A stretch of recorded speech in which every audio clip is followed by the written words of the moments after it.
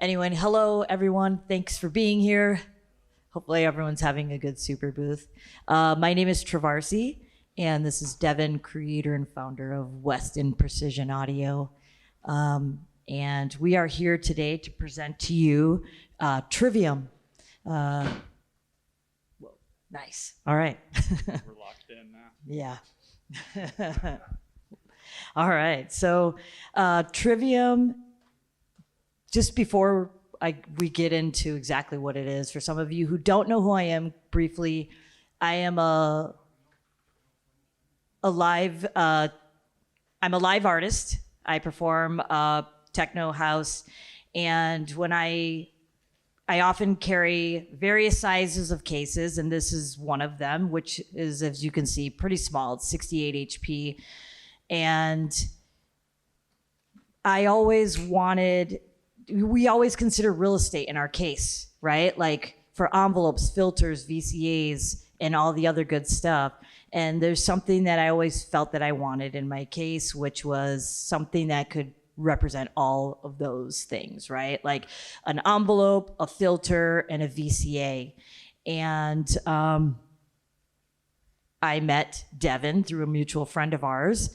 And I had tried some of his other modules, and they're fantastic. Check them out if you have not. And yeah, so I had an opportunity to talk to him and present my idea, and so here we are. So you want to tell them exactly what we... Yeah, for sure.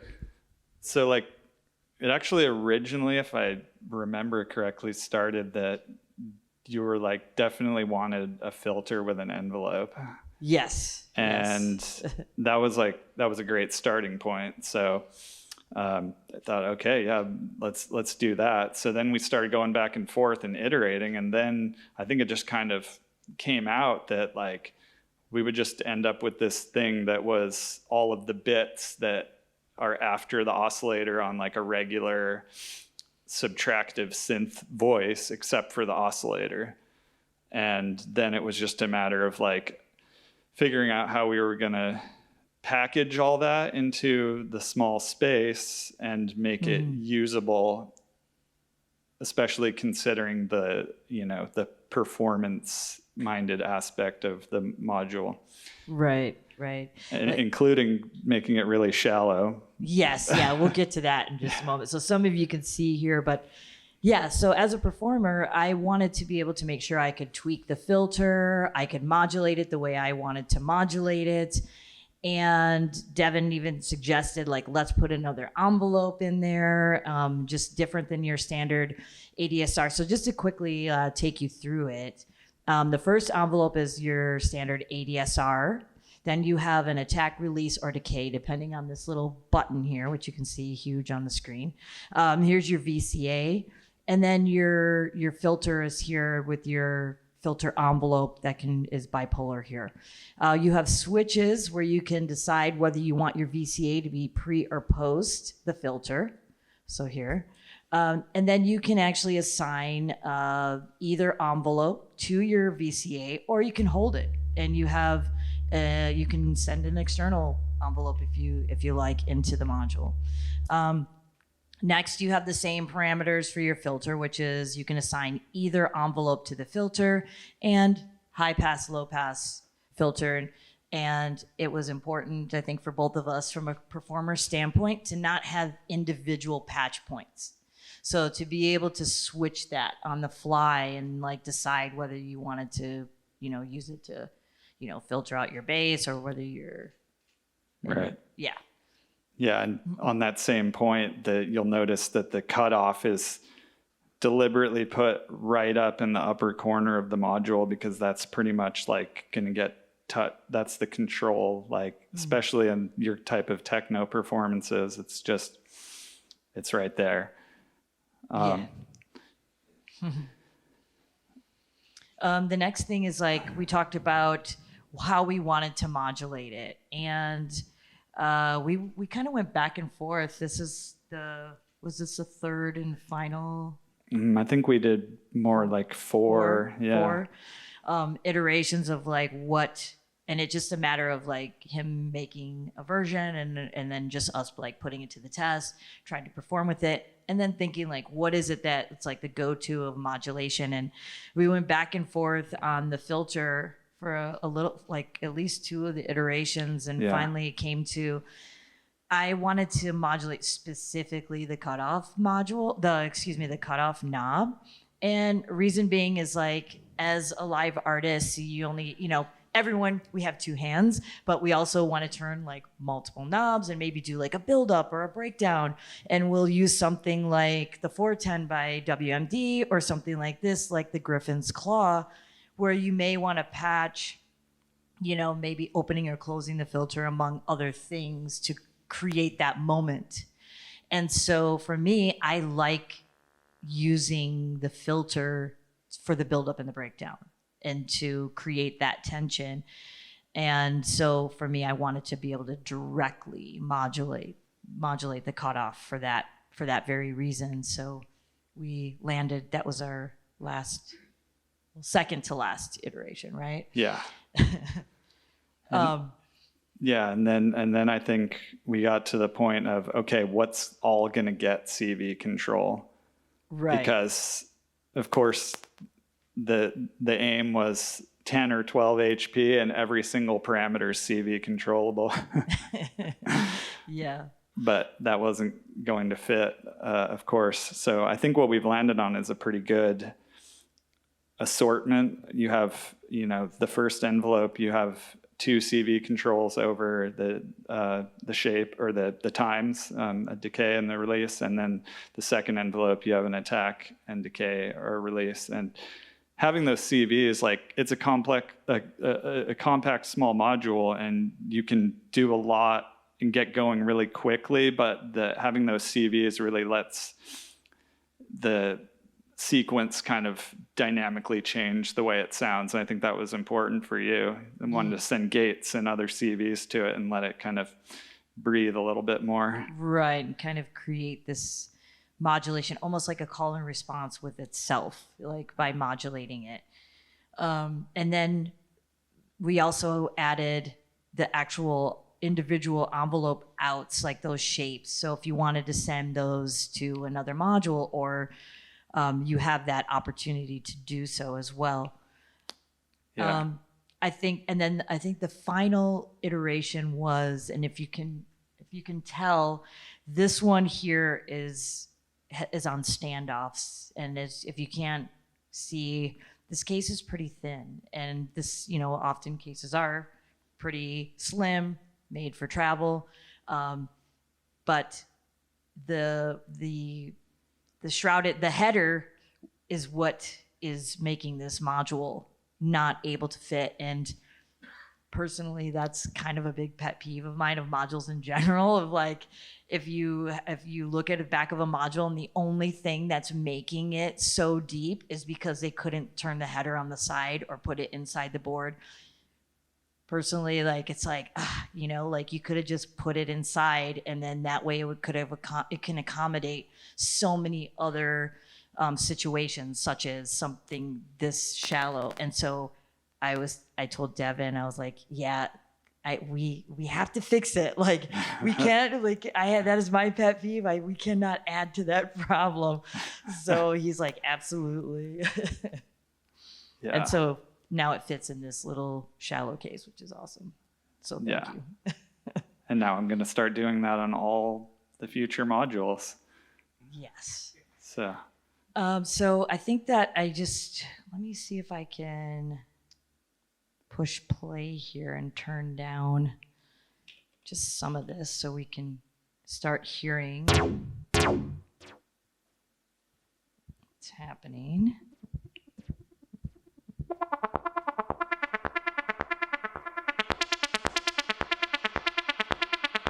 So this is happening where it's like assigned to both the ADSR, and I think I'm going to just jam a little bit, and then we'll take some questions afterwards.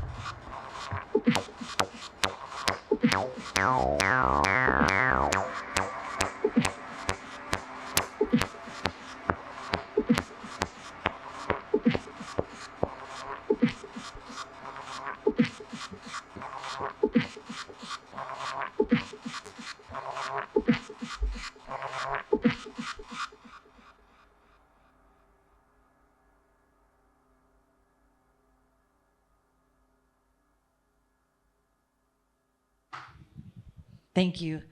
So, yeah, I mean, I just wanted to show how quick and tight these envelopes can be with those little plucky tones, and just so you can see what's happening in case you just to follow. I put not one but the two, as I mentioned before, and I'm just using the one oscillator in the middle and sending one to this to this trivium, and this side, the impulse A, into this trivium, and just sending pitch. So it's sort of like using the two and sending them different gate sequences to create sort of like a call and response, or at least them to kind of work together. One sort of doing like a more bassy sound. It's going through the Koshalen, so it's sort of doing the little frequency shifting just to kind of take it away from the root pitch or root sequence, I guess. But yeah, and then modulating the cutoff with the Griffin's claw toward the end. Yeah, I don't know. Are there any questions? It's hard to see the light. Right there. If I plug in CD control to the envelopes, will the knobs act as an attenuator, or is it just? Yeah, it's just straight CV in.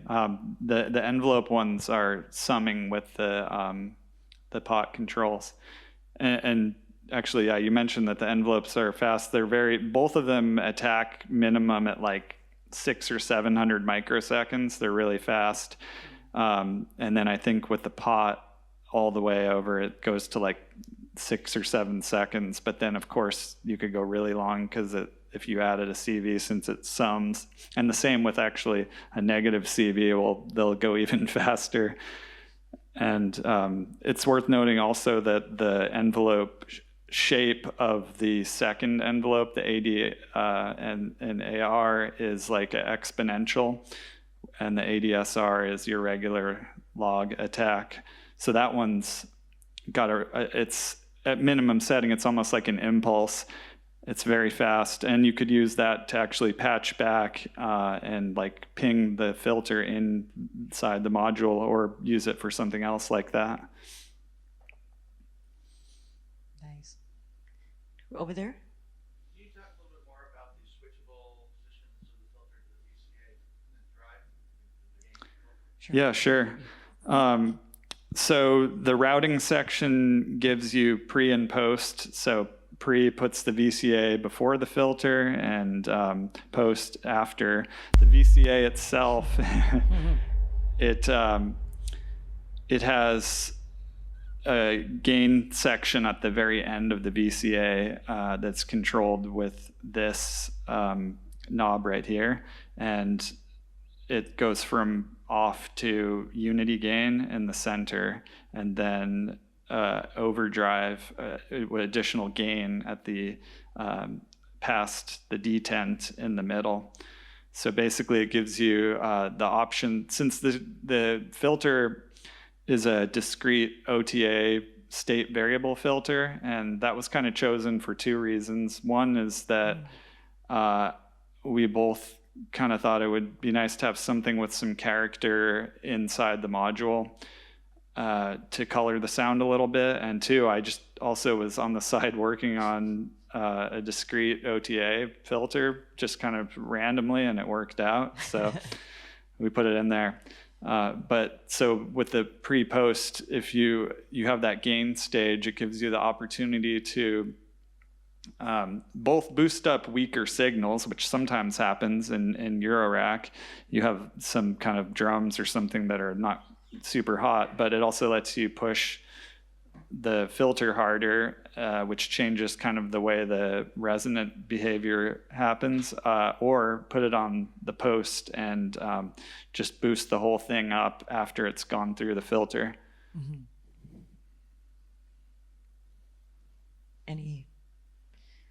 All right, well, thank you all, and please come over and put your hands on it, check it out, play with it. At the table, it's 217. Did I remember that correctly, or correct me? I think that's right. It's area W in the gym, Yes. in the headphone zone. All right, thank you.